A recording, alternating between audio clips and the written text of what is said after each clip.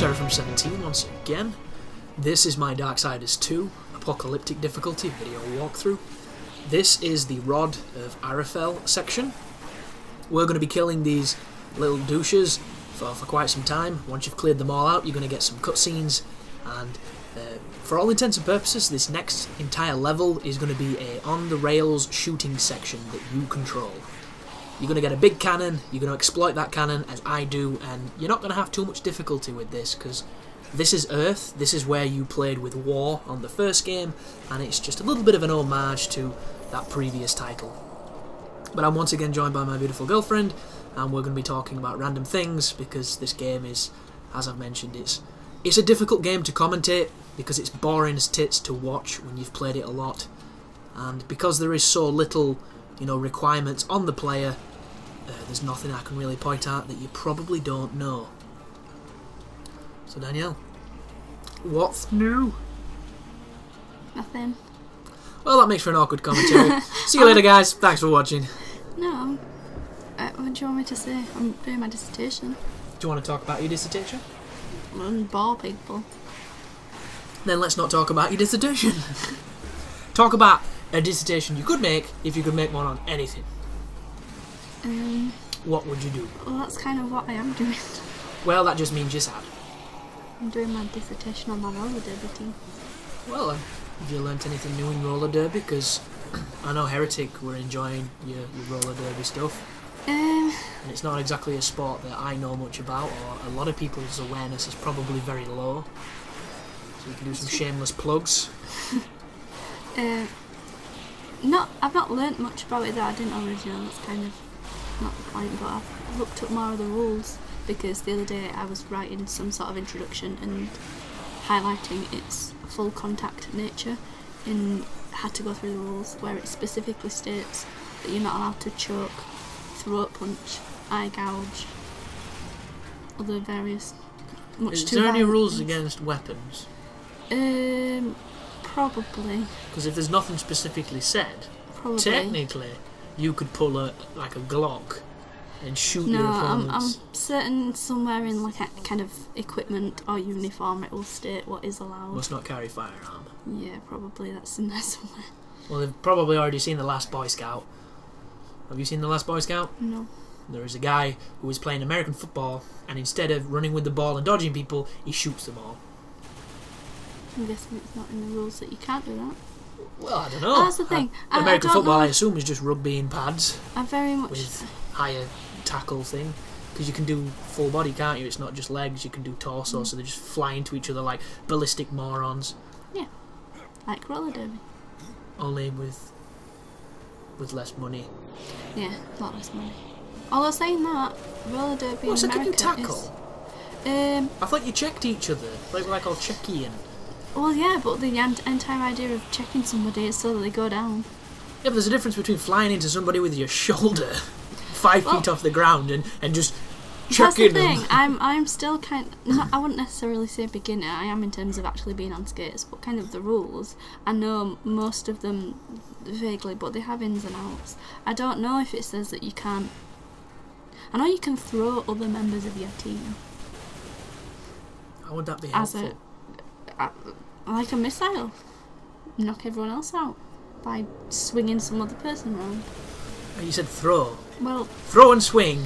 Two different. I'm thinking of picking someone up. I'm thinking of big butch lesbian as a linebacker throwing the skinny bird. I can't remember what her name is, but there's a team somewhere in America, I presume, where they use their jammer, who is their point scorer, and you're not meant to cross the boundary of the track, otherwise that's out of bounds skating. But they get her to skate along the inside line and then pick her up and swing her around, and because her feet never touch the floor, she's never technically out of bounds. Mm. And passes all. It's kind of like some Patrick Swayze shit right there. Yeah, that's the thing. It's all about loopholes. So this is a sport that is massive in America, big in America. Has it got the biggest following there? The biggest following of roller derby will be in America. Is that purely because America is very, very big? So it's just a simple numbers game. It's a sport that's been around for years and years and years and years. And then it had kind of a revival in 2001, and that was started in America. Do you know where it came from? No. Violent drunkards on skaters. Oh no, the actual sport. It was kind of, without getting all tetchy and whiny and everyone going, oh no, it's sort of a third wave feminist movement of created for the skaters, by the skaters, all the leagues in America. Because in America it makes quite a lot of money for like a non-TV televised facility, non-televised sport, although it does have its own TV too. Do they have male referees? Yeah, they have male teams as well. Alright, what's that called? Maybe. What? I think that's kind of like without getting all too linguistically, it's like a term to denote that it's not normal derby. I don't think it's actually called Merby, it's probably just called roller derby. And there just happens to be men playing it. Manly derby. But I know it is Merby because then that indicates that it's a male team. Oh. That big creature I just killed a few moments back, if you back away from him spamming the second function that fires the big shot, you'll stun him and do enough damage. By the time he reaches you, he should be dead. So that's not a problem either. This weapon's overpowered. The one we're about to get is even better. So just spam bullets, spam bullets. So, immensely derogatory term against men for male sports in a feminist regime. No, it's a feminist regime. No, I think the idea being that it wasn't a sport that already existed as a masculine sport. It was something that the female skaters could own as their own. Because they're not taken very serious in football. Yeah, in football, in American football, in basketball, in anything like that, it's always a female team as opposed to just the team. Yeah. Yeah. Because everybody knows that ladies have a very specific function in this world. and if you've been to Dubai, you'll know this. Exactly. But so my dissertation is looking partly at the kind of feminised / masculinised ideals of sport. Oh. And how roller derby is a massive crossover between the two, where it's hugely masculinised in the fact that A, it's a sport, which is masculinised anyway, and B, that it's full contact and seen as being quite violent and that sort of thing. But then the femininity side of it... Yeah, you say full contact. Can you kick people with your skates? No, you can't kick. Then it's not full contact, really. Yeah, but you can't kick people with your boots in football. Of course you can. You're not supposed to. Football's not a contact sport. Yeah, it's a fucking amateur dramatics club. Well, no, the idea... Whoever trips up the best gets the six. The idea isn't to hurt people, although it is a contact sport. Or I've never seen it as... Do you get yellow cards? There's a penalty box. Like hockey? Yeah, if you do something... Can you fight? You'd probably be expelled. Well, they fight in hockey, nobody tells them off. It depends what you do. Because there used to be minor penalties and major penalties, and now they've revised the rules and there are only major penalties, for which you would be sent to the penalty box for 2 minutes. I never get that in hockey. It's one of those sports where you can actively try to injure the good fucking player, all because he's playing well. What a dumb mechanic in a sport. So yeah, the idea is you have 2 minutes set out within yourself, but like I say, where I was looking at the rules, where it's choking and kicking and punching and that sort of stuff, where that's not allowed, that's in the expulsion list, where not only would you be asked to leave the area of play, you'd be asked to leave the arena. Leave the country. You would have to... Yeah, that's the thing. If you leave I know a couple of people that have been expelled a few times where you're not allowed to be in the sports hall or arena where it's been held. You have to leave the room. I don't understand that. You're such an influence not on the court, aren't you, to this team game? Generally, it can be things... expulsionary stuff is things like excessive swearing and bad-mouthing and insubordination of the ref. So if you can still do that when you're not on court, on track. Yeah, but do they pull big crowds? Or can they literally hear you and point at you when you're going, the referee's a wanker? Well, that's the thing, I've got your name. It can pull fairly big crowds. It's very loud, it's very shouty. Is the crowds when your guys do it? No, because we've not done the official ones yet. Oh. Pretty rubbish, aren't you? But, well, we've not got a really big team yet. Oh. Well, how big does your team have to be? Well, when you play, you have to have 5 players on track at one time, but it's a 60-minute game split into 30 minutes periods, split into 2-minute jams. And sounds very complicated. Not really. You have 2-minute sessions, and every 2 minutes you can change the people that are playing. But it's that for 60 minutes, and obviously skating around as an endurance thing for 60 minutes is tough in itself without being battered about. So it's, I'm not sure, I can't quite remember how many people you actually have to constitute a team. It might be 20. But you have to pass minimum skills to be able to prove that you can do all of it. I'm trying. Sorry, I keep turning away from the microphone. It's fine. They're just all those people that are hearing the side of your mouth. You see, there's a lot of sports that I've played and I've been interested in, but a skating sport has never really been one of them. I've been to roller discos. See, I was good at those. Until you actually see it being played live. Like, I've tried to show people what it is via videos on YouTube, and I can't find anything that resembles closely the things that I've seen live. It's a fun, raw and uncut.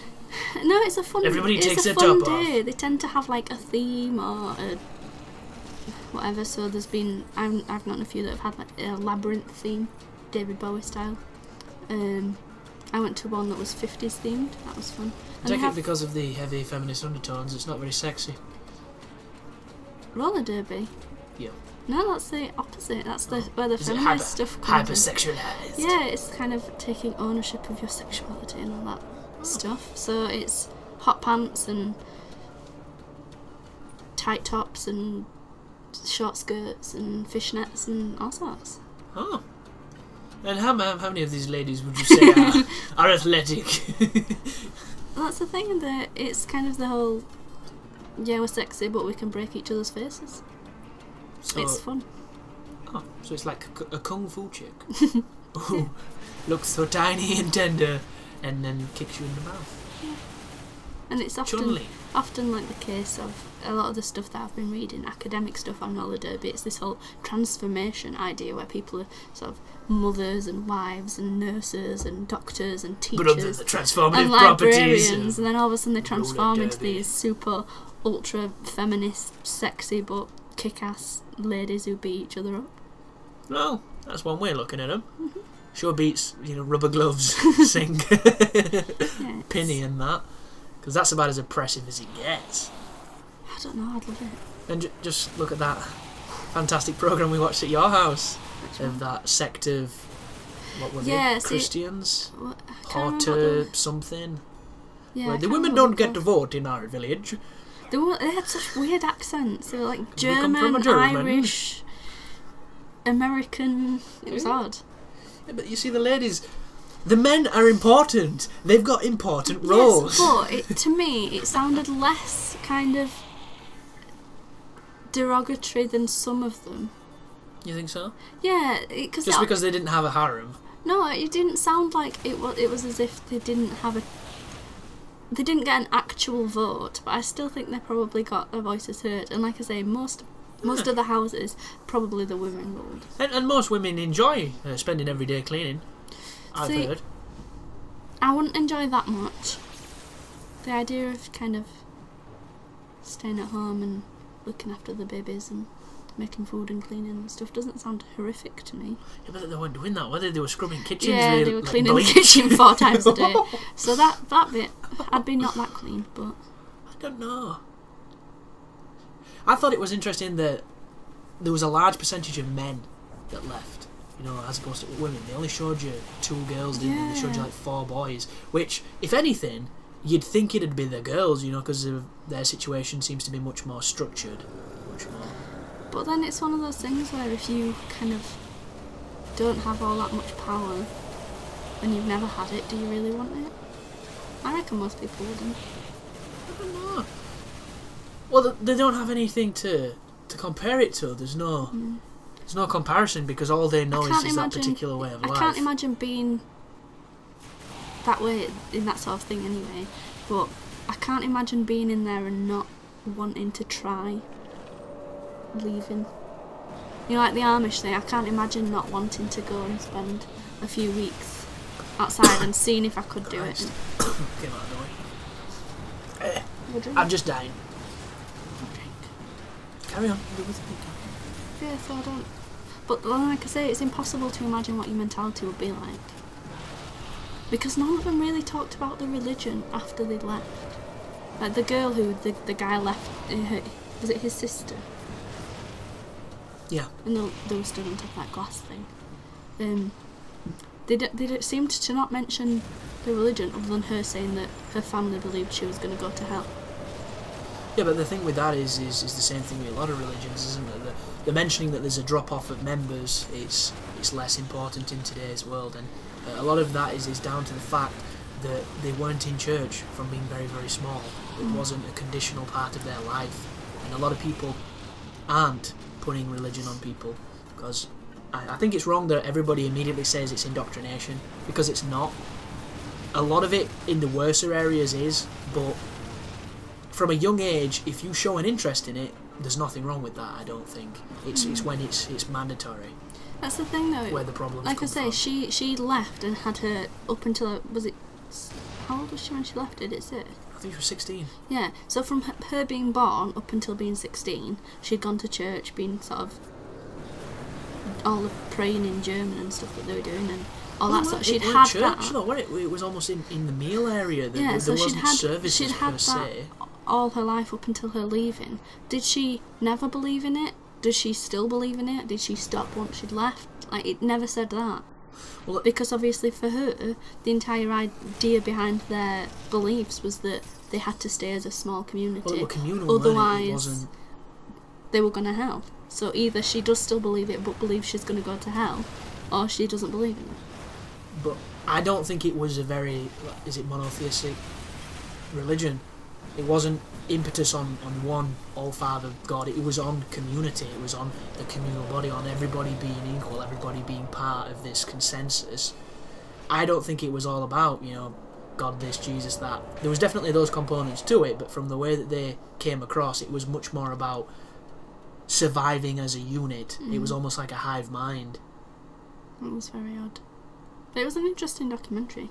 But at least they used computers and stuff, because Amish people won't even use electricity, which is weird. But then again, they've all got them big beards. I don't think I could be Amish, because I can't grow a beard. Would you give up electricity if you could grow a beard? No. Because I think when I give up electricity, I'll grow a beard anyway. I'll get hair on palms of my hands. Maybe that's kind of how they all have such magnificent beards. It is. If you, stop doing things that deny beards, beards will grow. There will be beards. Thank you for watching. You take care now.